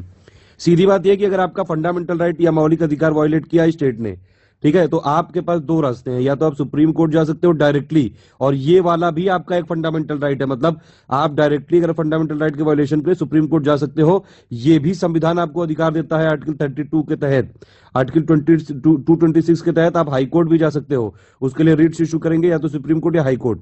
सुप्रीम कोर्ट जो है सिर्फ फंडामेंटल राइट्स के लिए रिट इशू कर सकता है 6 तरीके की, जैसे जो है आपका को वारंटू हो गई, हैबियस कॉर्पस हो गई, मैंडेमस हो गई, प्रोहिबिशन हो गई, सर्टियोररी हो गई, ठीक है, ये सारी चीजें रिट्स वाला मैं बता चुका हूं। हाईकोर्ट की पावर इसमें थोड़ी वाइड है। ये हाईकोर्ट अगर आप जो है फंडामेंटल राइट के लिए भी अगर वायलेट हुआ है उसके लिए भी रिट इशू कर सकता है, आपका कोई लीगल राइट वायलेट हुआ है तो भी रिट इशू कर सकता है, ठीक है, ये चीज है। अब अरेंजमेंट ऐसा है कि सुप्रीम कोर्ट ने ये इंटरप्रेट किया है, ये ऑब्जर्व किया है कि अगर आपके पास कोई जो है फंडामेंटल राइट आपका वायलेट हो तो अगर आप पहले जो है हाईकोर्ट ही जाइए, क्योंकि पहला वहां पे करिए अगर फिर भी वहां से कोई दिक्कत होती है तो सुप्रीम कोर्ट तो जा ही सकते हो, लेकिन पहला प्रोविजन ये है कि अगर हाई कोर्ट पे जाने का आपके पास है प्रावधान तो पहले हाई कोर्ट जाइए फिर सुप्रीम कोर्ट जा सकते हैं। ठीक है, ये है पोजीशन पूरी। 33 में ये है कि जो भी आर्म फोर्सेस ज्वाइन करेगा अगर इंडिया का, तो उसके लिए ऐसा नहीं कि वो हर चीज में जो है फंडामेंटल राइट अपने दिखाएंगे। Right to freedom of speech and expression दिखा के अगर उन्होंने आर्मी और जो है आर्म फोर्सेस के सीक्रेट बता दिया तो दुश्मन जो है हम पे हमला कर सकता है, देश का जो है नुकसान हो सकता है। इसीलिए 33 बनाया गया है कि अगर आप आर्म फोर्सेज में अगर आप सरकार के ही अंग है तो थोड़ी ना हर चीजों में फ्रीडम दी जा सकती है। मतलब हर चीज में अगर आप लबल लबल करोगे तो कैसे चलेगा। तो इसीलिए जब तक आप उसमें अंग है तब तक आपके लिए कुछ फंडामेंटल राइट कर्टेल किए जा सकते हैं, कम किए जा सकते हैं। 34 में ये है कि मार्शियल लॉ अगर लगेगा तो रिस्ट्रिक्शन लगाया जा सकता है। 35 में ये है कि अगर यहाँ पे मतलब जो भी लेजिस्लेशन है कि कैसे जो है आपको फंडामेंटल राइट को, अगर मान लीजिए वैसे तो ये अपने आप ही माने जाते हैं कि फंडामेंटल राइट है ही, लेकिन अगर किसी चीज के लिए लेजिस्लेशन बनाना पड़े तो उसके लिए 35। मैंने आपको पिछले एक वीडियो बनाया था लिस्ट ऑफ फंडामेंटल राइट में, उसमें मैंने बताया था सिटीजन के और जो है फॉरेनर्स के क्या क्या राइट होते हैं। बताइए इनमें से कौन कौन से राइट जो फंडामेंटल वाले हैं उनमें से सिर्फ सिटीजन के लिए हैं और कौन कौन से सिर्फ फॉरेनर्स के लिए हैं, और कौन से ऐसे राइट्स हैं जो इमरजेंसी अगर हो जाए तब भी जो है वो नहीं, उस पर रिस्ट्रिक्शन लगाया जा सकता है, बाकी सब पे लगाया जा सकता है। लेकिन कौन कौन से ऐसे आर्टिकल वाले राइट्स हैं जिसपे इमरजेंसी के टाइम भी आप रिस्ट्रिक्शन नहीं लगा सकता है स्टेट। फिर ये वाला डीपीएसपी वाला है, डीपीएसपी में 36 में फिर से डेफिनेशन ऑफ स्टेट है, 12 वाले में भी डेफिनेशन ऑफ स्टेट है, 36 में भी है। 37 में कैसे जो है एप्लीकेशन होगा डायरेक्टिव प्रिंसिपल का, 38 में कि आपको स्टेट को एक सोशल ऑर्डर सिक्योर करना है जितने भी लोग हैं उनके वेलफेयर के लिए। ठीक, 39 में क्या है, 39 में कुछ प्रिंसिपल्स जो है स्टेट को फॉलो करने हैं। 39 ए इंपॉर्टेंट है, इक्वल जस्टिस और फ्री लीगल एड। ठीक है, 40 में क्या है, पंचायत। ये क्या है, गांधीयन प्रिंसिपल है। मैंने याद है गांधीयन की ट्रिक बताई थी, बताइए वो क्या ट्रिक थी। गांधीयन प्रिंसिपल कौन कौन से थे, 3 टाइप के होते हैं डीपीएसपी। हालांकि कॉन्स्टिट्यूशन में ये मेंशन नहीं कि भैया गांधीयन होता है, एक सोशलिस्ट होता है, एक वेस्टर्न लिबरल इंटेलेक्चुअल होता है, ऐसा नहीं है। ये सिर्फ क्लासिफिकेशन किया गया है इनके नेचर को देख के। ठीक है, ये कॉन्स्टिट्यूशन में कहीं नहीं लिखा है, ये देख लेना, ध्यान रखना। ये पहले ये संविधान में था organisation of village panchayat DPSP में, फिर इसका कॉन्स्टिट्यूशनलाइजेशन कर दिया गया था 73rd कॉन्स्टिट्यूशनल अमेंडमेंट एक्ट से। ठीक है, तो अब ये पंचायती राज संस्था क्या है, संवैधानिक संस्था है। 41 में राइट टू वर्क एजुकेशन वाला है। 42 में क्या है, जस्ट और ह्यूमन कंडीशन। 43 में क्या है, लिविंग वेज एक्सेट्रा जो है ये वर्कर्स के लिए। 43 ए, इसमें क्या है, ये 42nd अमेंडमेंट से करा गया था इंट्रोड्यूस, याद है मैंने बताया था 42nd वाले में कई सारे, इसको क्या बोलते हैं, मिनी कॉन्स्टिट्यूशन, सबसे ज्यादा अमेंडमेंट हुए थे। तो मैनेजमेंट जो होगा इंडस्ट्री का उसमें वर्कर का भी पार्टिसिपेशन होगा, ध्यान रखना। 43 बी में क्या है, आपका प्रमोशन कोऑपरेटिव सोसाइटी के लिए। अब कोऑपरेटिव सोसाइटी बनाना भी एक फंडामेंटल राइट है, याद रखिएगा। यूसीसी वाला 44 में है। 45 में है, अभी मैंने बताया था क्या कि आर्टिकल 21 ए के बाद अब 0 से 6 साल तक के बच्चों को संभालने की जिम्मेदारी डीपीएसपी के थ्रू है, और 6 से 14 साल तक के बच्चों के लिए फ्री और कंपलसरी एजुकेशन फंडामेंटल राइट है। लेकिन एनईपी ने बदल दिया है, नेशनल एजुकेशन पॉलिसी ने अब 3 से 18 साल तक के बच्चों को ये कर दिया है जो 6 से 14 साल तक का था। ठीक है, फिर आपका 46 वाला क्या हो गया, educational economic right SC ST और दूसरे वीकर सेक्शन के। 47 ड्यूटी स्टेट की है कि न्यूट्रिशन का लेवल बढ़ाए, स्टैंडर्ड लिविंग बढ़ाए। 48 में जो है एग्रीकल्चर और एनिमल हस्बेंड्री के ऑर्गेनाइजेशन के लिए। 48 ए में क्या है, एनवायरमेंट की रक्षा करना, प्रोटेक्शन करना, इंप्रूवमेंट करना, ये सब जो है आ जाएगा। और 49 में मॉन्यूमेंट्स की रक्षा करना, ये जो नेशनली इंपॉर्टेंट है। 50 में separation of judiciary from executive, याद रखिएगा। 51 में इंटरनेशनल पीस एंड सिक्योरिटी। तो 51 तक आपको एक बार याद रखना जरूरी है। 51 ए में फंडामेंटल ड्यूटी है। शुरू में ये जो है 42nd अमेंडमेंट एक्ट में 10 करी गई थी इंट्रोड्यूस, और फिर एक और कर दी गई थी 86 अमेंडमेंट जो हुआ था 2002 में। ठीक है, ये क्या थी कि 6 से 14 साल तक के जो बच्चे हैं उनके पेरेंट्स की ये ड्यूटी है कि उनको फ्री और कंपलसरी एजुकेशन प्रोवाइड करवाई जाए। बीच बीच में और कुछ देख लेते हैं। 148 में कैग है, और ड्यूटी और पावर जो कैग की है वो 149 में है। 169 किस लिए इंपॉर्टेंट है, एबोल्यूशन और क्रिएशन ऑफ लेजिस्लेटिव काउंसिल, मतलब राज्यों में विधान परिषदों का उत्साधन या सृजन, मतलब विधान परिषद अगर खत्म करना है या फिर बनाना है उसके लिए ये 169 में। ठीक है, 110 में डेफिनेशन ऑफ मनी बिल है, ध्यान रखिएगा। 112 में एनुअल फाइनेंशियल स्टेटमेंट यानी कि बजट है। ठीक है, 123 में ऑर्डिनेंस पावर है प्रेसिडेंट की, और 213 में है गवर्नर की, ध्यान रखिए। ये देखिए 213 में गवर्नर की पावर है ऑर्डिनेंस को जो है प्रोमलगेट करने की। फिर ये वाले आर्टिकल हैं 243 ए से लेके अगर आप देखेंगे ओ तक का, तो ये किससे रिलेटेड है, ये पंचायती राज से रिलेटेड है। अब इसमें देखिए इंपॉर्टेंट वाले देख लेते हैं बस। इसमें सबसे इंपॉर्टेंट तो ये है कि 243 ए में क्या लिखा हुआ है, ग्राम सभा। ए वाला सबसे पहले ग्राम सभा। ठीक है, फिर कॉन्स्टिट्यूशन ऑफ पंचायत 243 बी में लिखा हुआ। ए वाला याद रखिएगा, ग्राम सभा इंपॉर्टेंट है। रिजर्वेशन डी में है, ये याद रखिएगा। और आप जो है फाइनेंस कमीशन का कॉन्स्टिट्यूशन ये 243 आई में है, आई में है, ध्यान रखना। फाइनेंस कमीशन जो होगा पंचायत वाला वो 243 आई में है, ठीक है। और इलेक्शन वाला के है, ये ध्यान रखना, इलेक्शन वाला है के 243 के। आई वाला किससे रिलेटेड है? आई वाला आपका फाइनेंस कमीशन से रिलेटेड है, और के वाला आपका इलेक्शन से रिलेटेड है, ए वाला ग्राम सभा से रिलेटेड है, और डी वाला रिजर्वेशन से रिलेटेड। फिर अगर आप देखेंगे जो ये म्यूनिसिपैलिटी वाला है, इसमें 243 पी से लेकर जेड जी तक है, ठीक है। इसमें 243 क्यू जो है आपका वो कॉन्स्टिट्यूशन कैसा होगा म्यूनिसिपैलिटी का, उससे रिलेटेड है। रिजर्वेशन जो सीट वाला है वो टी से रिलेटेड है। ऊपर किसमें पंचायत में डी है, यहाँ पे टी है, ध्यान रखना। वो पंचायत के फाइनेंस कमीशन के लिए क्या था? आई। अभी मैं देखा था ऊपर आई था, ऊपर 243 आई। यहाँ पे क्या है फाइनेंस कमीशन के लिए? वाई। तो आई वाई ऐसे याद रखिएगा। ऊपर क्या था? D D T I Y ऐसे करके याद रखिएगा। इलेक्शन के लिए बात करेंगे तो यहाँ पे क्या है? जेड ए है, ठीक है। ऊपर क्या था? के, तो के जेड ए ऐसे करके याद रखिए। रेसिडुअल जो पावर है लेजिस्लेशन की वो 248 में, इंटरनेशनल एग्रीमेंट को करने के लिए 253 में है। कंटिजेंसी फंड 267 में है, ध्यान रखना, कंटिजेंसी फंड 267 में है। फाइनेंस कमीशन बहुत इंपॉर्टेंट है, 280 में है, ये ध्यान रखिएगा।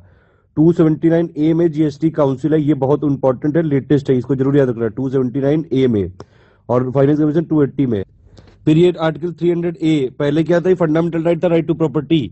अब ये सिर्फ एक लीगल राइट है 300 ए में, ए के तहत। किस पार्ट में? जल्दी से बताइए कमेंट करके। 312 ये ऑल इंडिया सर्विसेज, ठीक है। ऑल इंडिया सर्विस कौन कौन से? आईएएस, आईपीएस और आईएफएस, ठीक है। आईएफएस मतलब फॉरेस्ट सर्विसेज। 323 ए के तहत एडमिनिस्ट्रेटिव ट्राइब्यूनल्स हैं, ये याद रखिएगा। 324 तो है इंपॉर्टेंट, इलेक्शन कमीशन है इसमें, जो प्रिटेंडेंस, direction and control of election, तो ये किसमें? इलेक्शन कमीशन में। अभी ये वाले आर्टिकल भी बड़े इंपॉर्टेंट है, क्योंकि एंग्लो इंडियन को हटा दिया गया है अब लोकसभा और विधानसभाओं से, ठीक है। 330 क्या है? रिजर्वेशन SC/ST का लोकसभा के लिए, और 330 मतलब SC/ST की सीटें रिजर्व होंगी लोकसभा के लिए, ठीक है। अच्छा ये बताइए लोकसभा में इस समय SC/ST की कितनी कितनी सीटें हैं? मैं कई बार बता चुका हूं ये। और 332 में विधानसभाओं में SC/ST की यहाँ पे सीटें रिजर्व होंगी। एंग्लो इंडियन कम्युनिटी से रिलेटेड आर्टिकल देख लिए। 331 है कि भैया एंग्लो इंडियन होने चाहिए लोकसभा में, रिप्रेजेंटेशन इनका होना चाहिए 331 के तहत लोकसभा में, और 333 के तहत विधानसभाओं में। एक और आर्टिकल एंग्लो इंडियन से related 336, special provision for Anglo Indian in certain services, ये ध्यान रखिएगा, ठीक है। एक और है 337 की एडुकेशनल से रिलेटेड यहाँ पे स्पेशल प्रोविजन किए गए हैं एंग्लो इंडियन कम्युनिटी के लिए। तो एंग्लो इंडियन कम्युनिटी से रिलेटेड 4 आर्टिकल्स हैं। पहला 331 की बताइए इनको लोकसभा में सीट मिलनी चाहिए, मतलब कैसे रिप्रेजेंटेशन होना चाहिए इनका। 333 वही विधानसभाओं में कैसे इनका रिप्रेजेंटेशन होगा। 336 यानी कि स्पेशल प्रोविजन है कुछ सर्विसेज के लिए। 337 एडुकेशनल ग्रांट्स हैं, कुछ स्पेशल प्रोविजन है एंग्लो इंडियन के लिए। फिर ये तो इंपॉर्टेंट है 338 में NC/SC और 338 ए में NC/ST, 338 बी में NC/BC, यानी कि ये सारे के सारे कॉन्स्टिट्यूशनल बॉडीज हैं। एक और यहाँ पे इंपॉर्टेंट है 342 ए, सोशली एंड एडुकेशनली बैकवर्ड क्लासेस, जो EWS आया था अभी। EWS किस कॉन्स्टिट्यूशनल अमेंडमेंट एक्ट से आया था? जल्दी से बताइए। फिर 343 में क्या है? Official language of union. 345 में क्या है? Official language of state. 348 में क्या है? लैंग्वेज जो भी सुप्रीम कोर्ट और हाई कोर्ट में यहाँ पे यूज होगी उसके लिए 348 में बताएगा। ये बहुत इंपॉर्टेंट है। 352 में नेशनल इमरजेंसी वाला है। 356 में आपका ये प्रेसिडेंट वाला रूल है, यानी कि स्टेट इमरजेंसी। 360 में फाइनेंशियल इमरजेंसी, जो अभी तक लगी नहीं। बताइए अभी तक देश में कितने बार नेशनल इमरजेंसी लगी है? जल्दी से कमेंट करो। फिर 368 क्या है? ये अमेंडमेंट से रिलेटेड है कि पार्लियामेंट का पावर है कॉन्स्टिट्यूशन को अमेंडमेंट करने का, प्लस उसका प्रोसीजर। अब एक बार जल्दी से इसका रिवीजन कर लेते हैं, जल्दी, ठीक है। ये आर्टिकल 1 किससे रिलेटेड है? Name and territory of union, ध्यान रखना, संघ का नाम और राज्य क्षेत्र। आर्टिकल 3 किससे रिलेटेड है? मैंने बताया था आपको 2 और 3 में क्या डिफरेंस है। 2 में कोई बाहर से अगर इंक्लूड किया जाता है, इंडिया के बाहर की यूनियन टेरिटरी को अगर इंडिया में लाया जाता है वो है, और 3 वाला अंदर ही से कुछ तोड़ मड़ोड़ के किया जाता है। तो 3 वाला क्या है? फॉर्मेशन ऑफ न्यू स्टेट और अल्टरेशन ऑफ बाउंड्रीज। 13 वाला आपको बता ही दिया था, कोई भी लॉ अगर फंडामेंटल राइट को के जो है इनकंसिस्टेंट होगा तो उसको डिक्लेयर कर दिया जाएगा वॉइड और नल। मूल अधिकारों का संगत या उनका अल्पीकरण करने वाली विधियां, ठीक है।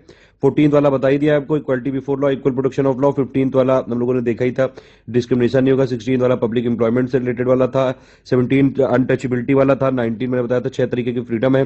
21 वाला पर्सनल जो है protection of life and personal liberty. Supreme court सबसे ज्यादा इसी को इंटरप्रेट करती है, खाने से लेके, स्वच्छ हवा से लेके, अच्छा पानी से लेके, दुनिया के जितने भी राइट्स हैं सारे जो है, इच्छा मृत्यु से लेके सारे इसमें आ सकते हैं। इसका स्कोप बहुत ही ज्यादा बड़ा है। 21A है एलिमेंट्री एजुकेशन से रिलेटेड, याद रखिएगा नेशनल एजुकेशन पॉलिसी ने इसका स्कोप बढ़ा दिया है, 3 से 18 कर दिया है, ठीक है। 25 मैंने बताया था कि आपको जो है प्रचार प्रसार करने की स्वतंत्रता है, फ्रीडम ऑफ कॉन्साइंस है, फ्री प्रोपेशन का और रिलीजन का, ये 25 से लेकर 28 तक, प्रोपेगेशन ऑफ रिलीजन। 30 वाला क्या है, ये माइनॉरिटी वाला राइट है कि माइनॉरिटी इंस्टीट्यूट कंसिडर जो है वो लोग स्थापित कर सकते हैं, राइट है उनका स्टेब्लिश और एडमिनिस्टर करने का, ये ध्यान रखिएगा। 31C का क्या है, मतलब कि कोई डायरेक्टर प्रिंसिपल को अगर यहाँ पे एप्लीकेबल करना है तो यहाँ पे फंडामेंटल राइट को जाना पड़ेगा। 32 में सुप्रीम कोर्ट जाना भी आपका एक फंडामेंटल राइट है। 38 में क्या है कि स्टेट को सोशल ऑर्डर मेंटेन करना पड़ेगा लोगों के भले के लिए, लोग जो है राज लोग कल्याण की अभिवृद्धि के लिए सामाजिक व्यवस्था बनाएगा। 40 वाले में क्या है, ग्राम पंचायत गांधीयन प्रिंसिपल है, ध्यान रखना। यूसीसी 44 में है। फिर 6 से कम साल तक के जो बच्चों को ये जो भी जो है केयर और एजुकेशन देने का अब क्या किसके लिए था, डीपीएसपी का था, ये डीपीएसपी के स्कोप में था ये, ठीक है, ये राज्य के नीति निर्देशक सिद्धांत वाले में। 46 में क्या है कि एडुकेशनल और इकोनॉमिक इंटरेस्ट प्रमोट करने हैं SC/ST के और दूसरे वीकर सेक्शन के, ये 46 में है, ध्यान रखना। ये भी क्या है, गांधीयन प्रिंसिपल है, याद है ना गांधीयन वाली ट्रिक, बताओ जल्दी से।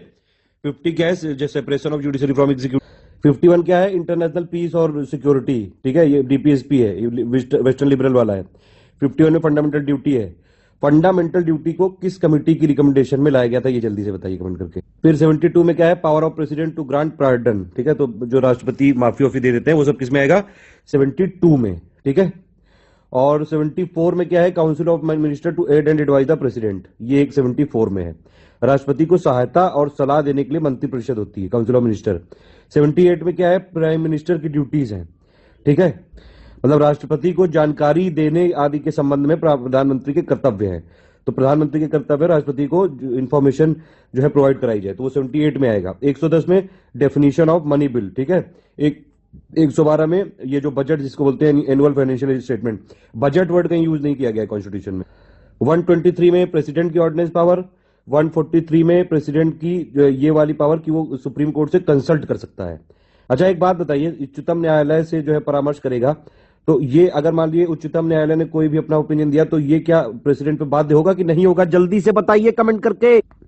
155 में गवर्नर की अपॉइंटमेंट। 161 में गवर्नर की जो माफी देने वाली पावर है वो सारी, और प्रेसिडेंट की क्या थी अभी हमने देखी, प्रेसिडेंट की थी 72 आर्टिकल में और गवर्नर की है 161 में, ठीक है। 6 1 7 1 8, ये 72 7 2 9, इस तरह से ट्रिक याद रखिएगा। तो प्रेसिडेंट वाला जो पार्डन वाली पावर है वो 72 है, उस दोनों का सम आया 9, और गवर्नर वाली जो पार्डन वाली पावर 161 है उसका सम आया 8, तो यानी गवर्नर वैसे भी जो है प्रेसिडेंट से कम ही ऑर्डर ऑफ प्रेसिडेंस में आएंगे ना, तो इसलिए यहाँ पे एक छोटी सी ट्रिक हो गई। फिर उसके बाद देखिए council of minister to aid and advice, यहाँ पे देखिए ये 163 में है, इन सबको जोड़ डालिए कितना आएगा, 6 3 9 1 10, और ऊपर जो है काउंसिल ऑफ मिनिस्टर वाला देखा था पार्लियामेंट वाला वो कितना था, 7 4 11, 74 में थी वो, ठीक है। तो छोटी सी ट्रिक है, याद रख सकते हैं तो रख लीजिए इसमें। उसके बाद जो हमने देखा था प्रधानमंत्री की ड्यूटी थी प्रेसिडेंट को इन्फॉर्मेशन देने की, और वैसे ही जो चीफ मिनिस्टर की ड्यूटी है गवर्नर को इन्फॉर्मेशन देने की, तो ये 167 में आता है। और अगर आप इसको भी मिलाएंगे तो देखेंगे 6 7 13 1 14, और वहां कितना था 78 आर्टिकल था जो कि प्रधानमंत्री को प्रेसिडेंट को इन्फॉर्मेशन देने की ड्यूटी, तो वो 15 है, और ये क्या है 14। तो ये याद रखिएगा, मतलब स्टेट एक छोटी यूनिट है और सेंट्रल बड़ी यूनिट है, इस तरह से आप याद रख सकते हैं। 167 में क्या है, गवर्नर को इन्फॉर्मेशन देने की जो ड्यूटीज हैं वो किसकी है, चीफ मिनिस्टर वाली। 169 में बताया लेजिस्लेटिव काउंसिल से रिलेटेड एबोल्यूशन या क्रिएशन से। 200 में assent to bills by governor, ठीक है, यहाँ पे प्रेसिडेंट के रिजर्वेशन भी जो इंक्लूडिंग होता है, तो वो वाला विधेयकों पर अनुमति के लिए आर्टिकल 200 है। 123 ऑर्डिनेंस पावर थी प्रेसिडेंट की, 213 है गवर्नर की, ध्यान रखिएगा। 226 में मैंने आपको बताई दिया है हाई कोर्ट की पावर है रिट्स इश्यू करने की। आर्टिकल 32 के तहत वो सुप्रीम कोर्ट की पावर है। 226 के तहत हाई कोर्ट की पावर है। सुप्रीम कोर्ट सिर्फ फंडामेंटल राइट के वायलेशन पे रिट इश्यू कर सकता है, हाई कोर्ट फंडामेंटल राइट के वायलेशन पे प्लस लीगल राइट के वायलेशन पे दोनों में रिट इश्यू कर सकता है। सुप्रीम कोर्ट जाना भी आपका एक फंडामेंटल राइट है, हाई कोर्ट जाना आपका फंडामेंटल राइट नहीं है, लेकिन ऐसा जो है ये इस्टेब्लिश हुआ है कि अगर आपके फंडामेंटल राइट वायलेट हुए तो आप पहले हाई कोर्ट जाओ फिर सुप्रीम कोर्ट जाओ, हालांकि आप directly high court supreme court भी जा सकते हैं, ठीक है। आर्टिकल 239A ये स्पेशल प्रोविजन है रिलेटेड टू दिल्ली। 249 क्या है कि पावर पार्लियामेंट की पावर है कि वो स्टेट लिस्ट में भी लॉ बना सकता है नेशनल इंटरेस्ट में, ठीक है। 262 क्या है, ये आपका इंटर स्टेट रिवर्स और रिवर वैली से रिलेटेड जो भी डिस्ट्रीब्यूट है उसके एडजुडिकेशन के लिए, अंतरराज्यीय नदियों तथा नदी घाटियों के जल संबंधी विवादों का न्याय निर्णयन के लिए ये, ठीक है। 263 क्या है? Inter state council. तो इंटर स्टेट काउंसिल क्या है? इंटर स्टेट काउंसिल आपकी, ये आपको कमेंट करके बताना है कि ये कॉन्स्टिट्यूशनल बॉडी है कि स्टैट्यूटरी बॉडी है। जल्दी से बताइए कमेंट करके। इंडिया में कितनी जोनल काउंसिल है, और जोनल काउंसिल क्या कॉन्स्टिट्यूशनल बॉडी है या फिर स्टैट्यूटरी? फिर ये 265 है, taxes not to be imposed save by authority of law, मतलब बिना जो है आप लॉ के कोई टैक्स ऐसे इम्पोज नहीं कर सकते हैं, विधि के प्राधिकार के बिना करों का अधिरोपण ना किया जाए। 275 में क्या है? जो यूनियन देता है ग्रांट कई सारे स्टेट को। 280 में फाइनेंस कमीशन है। 300 में सूट्स और प्रोसीडिंग्स है। 300A में राइट टू प्रॉपर्टी है, ये अब एक लीगल राइट है। 44 कॉन्स्टिट्यूशनल अमेंडमेंट से इसको हटा दिया गया था, उससे पहले ये फंडामेंटल राइट था। 311 में क्या है आपका? ये जो आजकल आप सुनते रहते हैं डिसमिस कर दिया गया कोई ऑफिसर, कोई रिमूवल कर दिया गया, कोई रिडक्शन कर दिया गया किसी की रैंक का, तो वो सारे जो है सिविल कैपेसिटी में जितने भी लोग हैं यूनियन में स्टेट में उनके रिलेटेड है ये 311। अच्छा आप ये बताइए कि किसी भी अगर ऑफिसर की गलती निकले तो क्या डिसमिस किया जाना सही उपाय रहेगा कि सस्पेंशन ज्यादा सही रहेगा? जल्दी से बताइए कमेंट करके। 302 में ऑल इंडिया सर्विसेज मैंने आपको बता दिया। 315 में पब्लिक सर्विस कमीशन यूनियन और स्टेट के। 320 में फंक्शन होंगे पब्लिक सर्विस कमीशन के। 323A में एडमिनिस्ट्रेटिव ट्राइब्यूनल्स हैं। 324 में आपका ये निर्वाचन आयोग है यानी कि इलेक्शन कमीशन। 330 में रिजर्वेशन ऑफ सीट है SC/ST का लोकसभा में, जैसे मैंने बताया अभी आपको। 335 में SC/ST के जो क्लेम्स है सर्विसेज और पोस्ट के लिए। 352 में नेशनल इमरजेंसी। 356 में प्रेसिडेंट रूल या फिर स्टेट इमरजेंसी, ठीक है। 360 में फाइनेंशियल इमरजेंसी जो अभी तक लगी नहीं है। 365 में क्या है आप? 365 में कि आप जो है अगर जो डायरेक्शन सेंटर दे रहा है, यूनियन दे रहा है, उसको अगर आप फेल हो गया करने में तो भी प्रेसिडेंट रूल लगाया जा सकता है, ध्यान रखिएगा। 356 और 365 दोनों स्टेट में इमरजेंसी के लिए है, प्रेसिडेंट रूल के लिए है। 368 में जो है कॉन्स्टिट्यूशन का अमेंडमेंट करने के लिए। 370 में जो है आपका जम्मू कश्मीर वाला था, अब तो खत्म ही हो गया, अब तो इसकी कोई जरूरत नहीं है, भाग यहां से। चलिए इसी के साथ ये आर्टिकल मोस्ट इंपोर्टेंट खत्म हुआ। ऑल द बेस्ट है, जय हिंद। ये फ्री वाला टेलीग्राम जरूर ज्वाइन कर लीजिएगा। कोई भी पेड ग्रुप की जानकारी के लिए सिर्फ यही 2 नंबर है 969606089856485030 देख लेते हैं, ठीक है। संविधान के जो संशोधन है अभी तक कितने हो चुके हैं? 104, ठीक है, 104 हो चुके हैं। कॉन्स्टिट्यूशनल अमेंडमेंट एक्ट मतलब फाइनली जो ये बन चुके हैं। बिल मतलब होता है जब इनिशियल स्टेज पे होता है, तो एक कानून इनमें बन चुका है। 104 यहाँ पे हो चुके हैं। देखिए 104 अभी लेटेस्ट किया गया था, और ये वही वाला SC/ST को जो हर 10 साल में कर देते हैं, वही वाला है ये। देखिए इसमें क्या चीज, 2 चीजें होती थी। एक तो SC/ST को एक्सटेंड कर देते थे हर 10 साल में, जो रिजर्वेशन इनका चल रहा है, और प्लस दूसरा यहाँ पे एंग्लो इंडियन वाला अगर आप देखें तो एंग्लो इंडियन में भी इनको यहाँ पे रिप्रेजेंट करने के लिए, जैसे लोकसभा में 2 सीटें दी थी एंग्लो इंडियन को, वो भी थी, और प्लस हर विधानसभा में जहां जहां जो है रिप्रेजेंटेशन नहीं है वहां पे अगर स्ट्रेंथ है तो 1 सीट करने की बात करते थे। अब ये वाला खत्म कर दिया है, एंग्लो इंडियन वाला खत्म कर दिया। SC/ST को यहाँ पे फिर 10 साल के लिए बढ़ा दिया है। रिव्यू की कोई ऐसी बात नहीं करी गई है, ठीक है। फिर आगे अगर आप देखेंगे, देखिए मेन चीजें मैं बता रहा हूँ आपको, अब सारी चीजें नहीं बताऊंगा। ये कॉन्स्टिट्यूशनल अमेंडमेंट का पूरा मैंने डिटेल्ड वीडियो दिया है, अभी मैं मेन पॉइंट बता रहा हूँ बस। तो 104 ये वाला हो गया। 103 देखिए क्या है? 103 का मतलब अभी आपने देखा होगा EWS जो कैटेगरी क्रिएट करी गई है, यानी कि इकोनॉमिकली वीकर सेक्शन जो है उसके लिए ये बिल बनाया गया था, ये एक्ट लाया गया मतलब। तो ये कौन सा है? EWS किससे रिलेटेड? ध्यान रखना 103 वाले से। इसमें यहाँ पे स्टेट को स्पेशल प्रोविजन दी गई है कि कोई भी जो इकोनॉमिकली वीकर सेक्शन होंगे, कोई भी मतलब कोई भी, ठीक है, कोई भी किसी भी जो है ये कोई, बस यहाँ पे बात होगी क्या? आर्थिक रूप से कमजोर वर्ग की, ठीक है, उनके लिए यहाँ पे रिजर्वेशन दिया जा सकता है अप टू 10%, मतलब 10% तक, ठीक है। जितना भी सीटें होती हैं उन सब में 10% तक दिया जा सकता है। 10% तक यहाँ पे दिया जाता है। कहाँ कहाँ दिया जाता है? निजी जो शिक्षण संस्थान है, जो शैक्षणिक संस्थान है प्रवेश के लिए, प्लस आप और भी देखेंगे जहां जहां राज्य की या तो सहायता प्राप्त है, और या फिर सहायता प्राप्त है या नहीं हो, और सब जगह जो है किया जा सकता है, ठीक है। एक और चीज यहाँ पे 10% का भैया पोस्ट जितने निकलेंगे 10% तक दिया जा सकता है इकोनॉमिकली वीकर सेक्शन को। इसको याद रखिएगा, 103 नंबर पे है ये, 103वां संवैधानिक संशोधन है ये, ठीक है। और इसके लिए बिल कौन सा था? 124वां अमेंडमेंट बिल लाया गया था EWS का। अच्छा ये इसलिए भी इंपॉर्टेंट है, इसकी डेट भी याद रखना है। ये भैया ये जो है पार्लियामेंट में, अपर हाउस और राज्यसभा में ये पास कब किया गया था? 9 जनवरी को पास किया गया था 2019 में, और फिर 12 जनवरी 2019 में ये फाइनली प्रेसिडेंट का अप्रूवल मिल गया था इसको, ठीक है। एक और चीज इसमें कि भैया पहला ऐसा कौन सा स्टेट है जिसने EWS को इंप्लीमेंट किया था? गुजरात। ये भले न्यूज पुरानी है लेकिन ये काफी इंपॉर्टेंट है, ध्यान रखना ये चीज। दूसरा स्टेट बना था आपका झारखंड, और तीसरा बना था हमारा यूपी, ठीक है। अब देखिए इसमें बस मेन चीजें याद रखिए कि किससे रिलेटेड है। जैसे 102 वाला किससे रिलेटेड है, पहले एनसीबीसी जो बॉडी थी, national commission for backward caste classes, ये कॉन्स्टिट्यूशनल नहीं थी, अब इसको जो है कॉन्स्टिट्यूशनल बना दिया गया। ठीक है, तो ये एक इंपॉर्टेंट चीज हो गई। तो अब एनसीएससी भी है इस कॉन्स्टिट्यूशनल, एनसीएसटी भी है कॉन्स्टिट्यूशनल, एनसीबीसी भी है कॉन्स्टिट्यूशनल। ठीक है, इसमें देखिए क्या है, एनसीएससी जो है वो आर्टिकल 338 के तहत है, एनसीएसटी जो है वो आर्टिकल 338A के तहत है, एनसीबीसी जो है आपकी वो 338B के तहत है। ये तीनों आर्टिकल जरूर याद रखिएगा, बहुत ज्यादा इंपॉर्टेंट है ये। इससे पहले वाला कौन सा होगा, जीएसटी। तो ये लेटेस्ट वाले हैं। 101 वाला कौन सा है, जीएसटी, जीएसटी से रिलेटेड है। ठीक है, और इसमें एक चीज यहाँ पे ध्यान रखने वाली है कि जीएसटी काउंसिल एक कॉन्स्टिट्यूशनल बॉडी है ये। ठीक है, बॉडी है ये, बॉडी मतलब ये कॉन्स्टिट्यूशनल बॉडी है, संवैधानिक यहाँ पे है, ये ध्यान रखिएगा। आर्टिकल किसके तहत, आर्टिकल 279A क्लॉज 1 के तहत बनाई गई है जीएसटी काउंसिल को कॉन्स्टिट्यूशनल बॉडी। ठीक है, ये एक इंपॉर्टेंट चीज। अब बाकी तो कई सारी डिटेल में देख लीजिएगा, मैं मेन चीजें बताता जा रहा हूँ। एक 100 जो अमेंडमेंट हुआ था, लैंड बाउंड्री एग्रीमेंट था बांग्लादेश से जो किया था हमने। ठीक है, 99 वाला किससे रिलेटेड था, कोलोजियम सिस्टम बनाया था सरकार ने, लेकिन वो जजेस को अच्छा नहीं लगा तो उन्होंने जो है यहाँ पे नल एंड वॉइड डिक्लेयर कर दिया था, अनकॉन्स्टिट्यूशनल डिक्लेयर कर दिया गया था।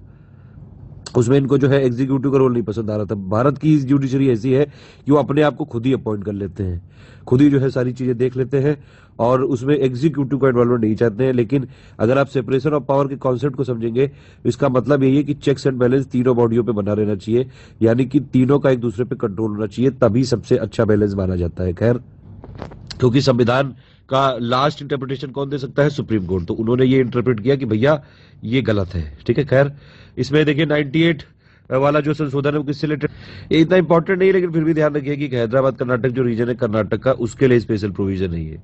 ठीक है, चलिए ऊपर चलते हैं। ये इंपॉर्टेंट है।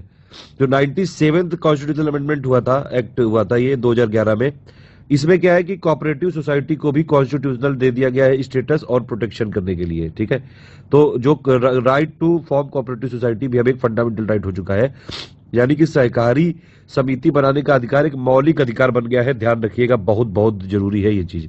और इसी ने एक पार्ट बनाया था, part 9B, parts of constitution का मैंने एक पूरा वीडियो बना रखा है ट्रिक्स के साथ, उसको देख लो, जिंदगी भर पार्ट नहीं भूलोगे। ठीक है, तो कोऑपरेटिव सोसाइटी बनाना भी एक जो है फंडामेंटल राइट हो चुका है अब। ये किस आर्टिकल के, ये सॉरी किस अमेंडमेंट के तहत हुआ है, 97th अमेंडमेंट के तहत हुआ है। और अगर आप देखेंगे तो ये जो है ये डीपीएसपी में भी है 43B के तहत। चलिए आगे देखते हैं। 96 वाला यही था कि अभी तक ओरिया बोलते थे, अब उड़िया हो गया है। ठीक है, बस इतना है। 95 वाले में इतना कोई खास नहीं है, वही SC/ST को फिर से कर दिया था वो 10 साल के लिए। 94 वाले में क्या है यहाँ पे कि पहले सिर्फ जो है ये बिहार में एक ट्राइबल वेलफेयर मिनिस्टर होना चाहिए था, अब ये वाला प्रोविजन कहां पे कर दिया है, झारखंड और छत्तीसगढ़ में। तो अब इस समय टोटल मिला के कौन सा स्टेट है जहां पे ट्राइबल वेलफेयर मिनिस्टर है, JCMO, झारखंड, छत्तीसगढ़, मध्य प्रदेश, उड़ीसा, 4 ऐसे स्टेट है जहां पे ट्राइबल वेलफेयर मिनिस्टर है। और ये किस तहत हुआ है, 94th अमेंडमेंट एक्ट के तहत हुआ है ये। चलिए मेन देख लेते हैं। अब ये जो है अगर आप देखेंगे इसमें, जैसे 92nd वाला अमेंडमेंट ये इंपॉर्टेंट है, क्योंकि इसमें संविधान के 8th शेड्यूल में जो ऑफिशियल लैंग्वेजेस को डिक्लेयर करता है, 4 भाषाएं जोड़ी गई थी। उसकी ट्रिक क्या है, BDMS। ठीक है, बोडो, डोगरी, मैथिली, संथली। इससे पहले 18 ऑफिशियल लैंग्वेजेस थी, अब इस समय 22 हो गई हैं। ठीक है, ये एक इंपॉर्टेंट चीज है। इसमें देख सकते हैं आप, पहले जो है सबसे पहले ऑफिशियल लैंग्वेजेस कितनी थी, 14 थी। फिर यहाँ पे सिंधी को जोड़ा गया 1967 में। ठीक है, 21वें अमेंडमेंट एक्ट के तहत। फिर KMN जोड़ा गया, KMN यानी कि आपका कोंकणी, मैथिली, सॉरी कोंकणी, मैनपुरी और नेपाली, ये 71st अमेंडमेंट से जोड़ा गया। और फिर BDMS जोड़ दिया गया, ये 92 वाले से, 21 + 72, 71, 92।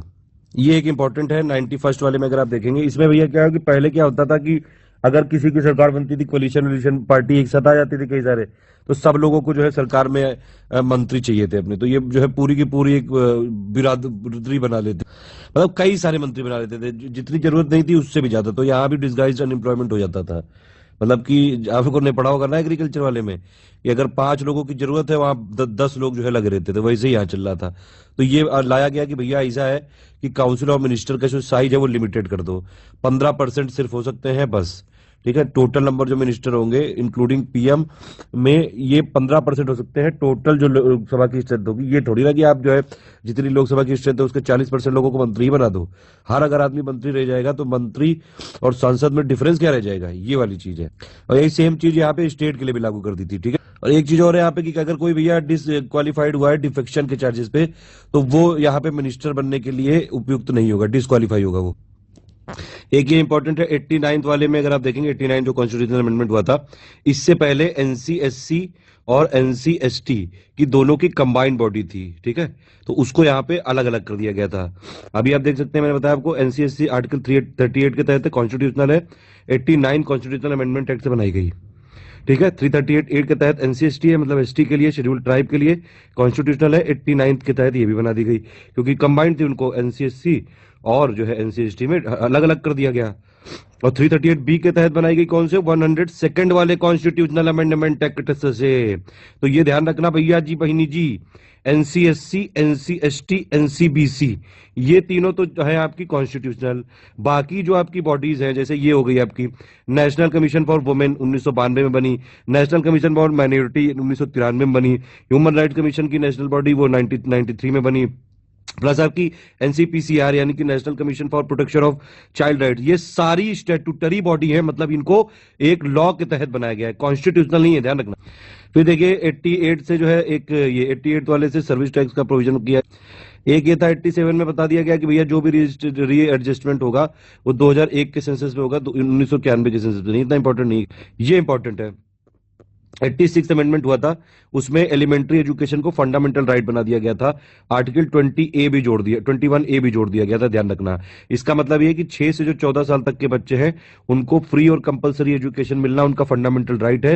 ये 86 अमेंडमेंट से हुआ था, ठीक है। और इससे पहले और इसके बाद फिर जब इस वाले अमेंडमेंट के बाद क्या हो गया, 0 से 6 साल तक के बच्चे को जो भी सुविधाएं देना वो डीपीएसपी के तहत आएगा। 6 से 14 साल तक के बच्चों का वो फंडामेंटल राइट है कि उनको फ्री और कंपलसरी एजुकेशन मिले। लेकिन अभी क्योंकि न्यू एजुकेशन पॉलिसी आ चुकी है, अब ये 6 से 14 साल तक वाली एज को यहां पे बढ़ा दिया गया है, ये कर दिया गया 3 to 18। इसीलिए मैंने कॉन्स्टिट्यूशनल अमेंडमेंट वाला जो है लास्ट से आगे की तरफ, शुरुआत की तरफ चालू किया है, ताकि आपको यहां पे चीजें क्लियर होती जाए।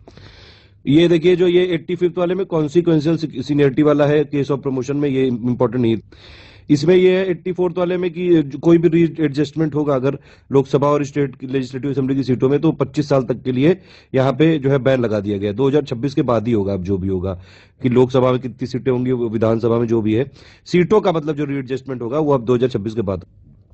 81st अमेंडमेंट आया था एक, इसमें ये कहा गया था कि 50% वाली जो सीलिंग है वो बैकलॉग वैकेंसी पे नहीं एप्लीकेबल होगी। रिजर्वेशन में प्रमोशन वाला जो है ये आया था 77th वाले से, ठीक है, reservation in promotion in government job for SC/ST। तो ये जो प्रमोशन में भी रिजर्वेशन वाला है ये 877 से आया था, ये ध्यान रखिए। देखिए तमिलनाडु में जो एक एक्ट था, तमिलनाडु रिजर्वेशन एक्ट ऑफ 1994, उसमें यह था कि भैया 69% जो सीटें हैं वो रिजर्व होंगी स्टेट सर्विसेज की तमिलनाडु में, उसको 9 शेड्यूल में रखा गया था।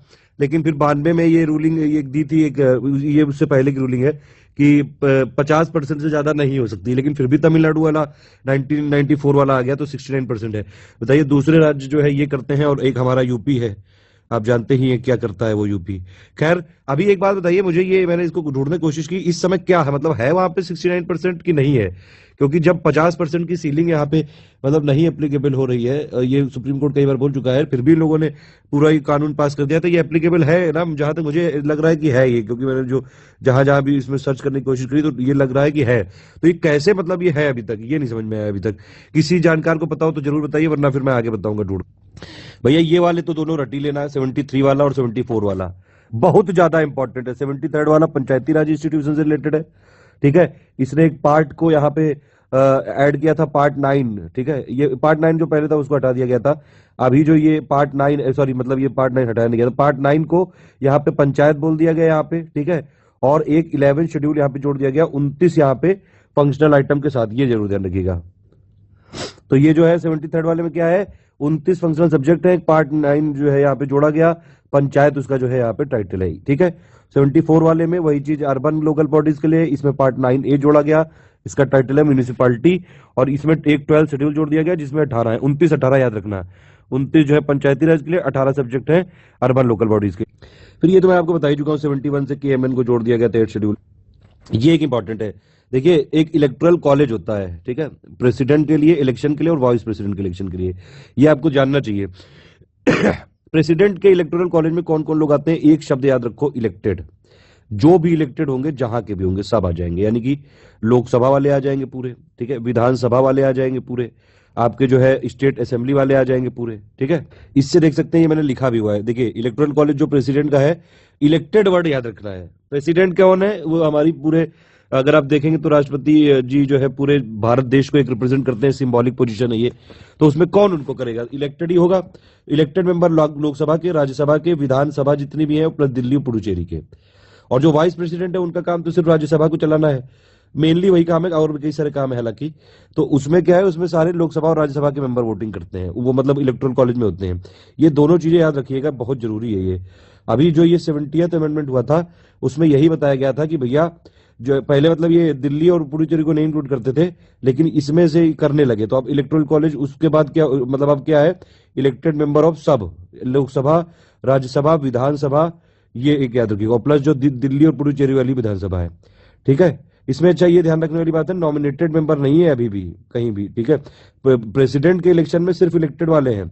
जो वाइस प्रेसिडेंट का इलेक्शन है, क्योंकि उसमें संसद के होते हैं, तो उसमें सारे मेंबर्स हैं राज्यसभा और लोकसभा के। अच्छा एक चीज और यहाँ पे ध्यान रखिए कि जम्मू कश्मीर जो ऑर्गेनाइजेशन अभी बिल आया था 5 अगस्त को, जो 2019 में आया था, ठीक है, जो जिसमें मतलब जम्मू कश्मीर और लद्दाख को यूनियन टेरिटरी बना दिया है। अभी भी अगर प्रेसिडेंट का इलेक्शन होगा तो अब सवाल ये उठता है कि जैसे जम्मू कश्मीर और लद्दाख को जो यूनियन टेरिटरी का दर्जा दे दिया गया है, हालांकि जम्मू कश्मीर वाला यूनियन टेरिटरी कैसे बनेगा, दिल्ली और पुडुचेरी की तरह, ठीक है। तो क्या प्रेसिडेंट के इलेक्शन में जम्मू कश्मीर के भी पार्टिसिपेट करेंगे कि नहीं करेंगे? अभी तक तो नहीं करेंगे, आज की डेट तक अगर आप देखेंगे 3 अक्टूबर 2020 तक। इसके बाद अगर कोई अमेंडमेंट हो जाएगा तब कर सकते हैं, ठीक है। समझ में आ गया ना? फिर देखिए 69th अमेंडमेंट में क्या है, स्पेशल स्टेटस दे दिया गया था यूनियन टेरिटरी ऑफ दिल्ली को, क्या बना दिया गया था, एनसीटी, ठीक है। और इसके लिए 70 जो है सदस्यों की विधानसभा और 7 मेंबर यहाँ पे काउंसिल ऑफ मिनिस्टर के लिए यहाँ पे तय कर दिए गए। दिल्ली की जो सरकार है उसमें काउंसिल ऑफ मिनिस्टर के लिए 7 मेंबर। अच्छा ये बताइए कि दिल्ली के सीएम को कौन अपॉइंट करता है? ये देखिए एससी वाला मैंने बताया था आपको कि मल्टी मेंबर जो एक था, ठीक है, ये कब आए थे मल्टी मेंबर नेशनल कमीशन के लिए, मतलब एनसीएससी और एनसीएसटी के लिए। इससे पहले क्या होते थे, देखिए सबसे पहले स्पेशल ऑफिसर होते थे एससी और एसटी के लिए, फिर आए ये क्या, मल्टी मेंबर नेशनल कमीशन, फिर एक ज्वाइंट बॉडी बना दी गई थी एससी एसटी वाली, और फिर उसको तोड़ के एनसीएससी अलग, एनसीएसटी अलग कर दिया था। तो ये वो है, ठीक है। 65 वाले में मल्टी मेंबर बनाया गया था। ये एक बहुत इंपॉर्टेंट है, वोटिंग एज 21 से 18 साल कब करी गई थी? 21 से घटा के 18 साल कब करी गई थी? ये करी गई थी 61st कॉन्स्टिट्यूशनल अमेंडमेंट के तहत, 61वें जो है संवैधानिक संशोधन के तहत ये जो आपको वोट देने की आयु है वो 18 कर दी गई थी 21 से, ठीक है। लोकसभा और विधानसभा में जो चुनाव में मतदान की उम्र कितनी कर दी गई थी? 21 से घटा के 18, 61वें से करी गई थी, ध्यान रख। कुछ और चीजें हैं जैसे कि अथॉरिटेटिव जो टेक्स्ट है कॉन्स्टिट्यूशन का हिंदी लैंग्वेज में, ये कब किया गया था? 58th अमेंडमेंट से किया गया था। एंटी डिफेक्शन लॉ बड़ा इंपॉर्टेंट है भैया, 52nd वाले से किया गया था, ध्यान रखना, बहुत ज्यादा इंपॉर्टेंट है एंटी डिफेक्शन लॉ, ठीक है। एक और चीज आप देख लीजिए, 42nd जो अमेंडमेंट हुआ था उसको मिनी कॉन्स्टिट्यूशन भी बोलते हैं, बहुत सारे अमेंडमेंट कर दिए थे इंदिरा गांधी की सरकार ने। और फिर 44th वाले में क्या किया गया, वो जितने भी अमेंडमेंट किए गए थे उन सबको जो है रिवर्स कर दिया गया। बस यही, ये इंपॉर्टेंट बहुत चीज है, सारे नहीं किए गए थे, मतलब जो मैक्सिमम जो थे, जो मतलब नहीं होने चाहिए थे वो कर दिए गए। अब 42nd वाले में देखिए, इसको मिनी कॉन्स्टिट्यूशन भी बोलते हैं, ठीक है। इसमें क्या क्या हुआ ये समझिए, देखिए प्रियम्बल था, प्रियम्बल में 3 वर्ड जोड़ दिए गए, SSI, यानी कि सोशलिस्ट, सेकुलर और इंटीग्रिटी, ये 3 वर्ड जोड़े गए हैं, ये ध्यान रखिएगा। SSI में कई बार बता चुका हूं। फंडामेंटल ड्यूटी पूरा का पूरा जो है जोड़ दिया गया यहाँ पे एक प्रोविजन, ठीक। तब कितनी जोड़ी गई थी? 10 फंडामेंटल ड्यूटी जोड़ दी गई थी, मौलिक कर्तव्य जोड़ दिए गए थे, मूल कर्तव्य नागरिकों के, ठीक है। और 11वीं वाली ड्यूटी कब जुड़ी ये आप कमेंट करके बताइए, और 11वीं वाली ड्यूटी है क्या? ये तो 2-3 मेन थे। प्रेसिडेंट की एडवाइस को जो है यहाँ पे बाध्य बना दिया, मतलब राष्ट्रपति को कैबिनेट की सलाह के लिए बाध्य बना दिया, ठीक है। एक ही और इंपॉर्टेंट बात थी कि पार्ट 14A जोड़ दिया गया था 42nd वाले से। एडमिनिस्ट्रेटिव जो ट्राइब्यूनल्स हैं और ट्राइब्यूनल जो अदर मैटर्स के लिए होंगी, उनको यहाँ पे एक पार्ट में पार्ट 14A के तहत यहाँ पे जोड़ दिया गया, ये जरूर याद रखिएगा। अच्छा 42nd वाले का ईयर क्या था? 1976। इसको कैसे याद रखेंगे? 47 1976, ये 4 तो 6, ये 6, 44th 1978, ये 4 8, ऐसे करके याद रख सकते हैं, ट्रिक है छोटी।